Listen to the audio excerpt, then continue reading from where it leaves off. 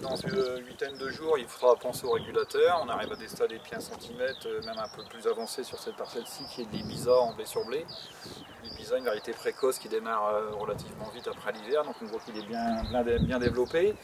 La stratégie des régulateurs sur la ferme, on part sur un mélange modus-icocel parce que le petit truc, souvent les hybrides, ils sont assez hauts, qui peut paraître un inconvénient au départ, donc c'est pour ça qu'à mon avis, il faut bien les réguler pour pas être embêté derrière à l'averse. Mais en contrepartie, il y a quelques années, on avait évalué la tonne de paille à l'hectare, et c'est là que les hybrides, ça peut être un vrai avantage pour ça, c'est qu'ils généralement ils ont 1 tonne à 1,5 tonne de paille supplémentaire à l'hectare. Donc pour des secteurs d'élevage, c'est quand même un point de vue important. Aujourd'hui, on a des variétés quand même qui tiennent mieux debout, qu'on appelle ça dans notre jargon agricole, ils tiennent debout.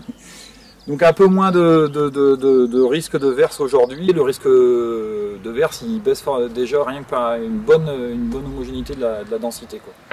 Donc aujourd'hui, je pense qu'il est important de ne pas partir sur du surdosage encore plus en hybride qu'une variété classique.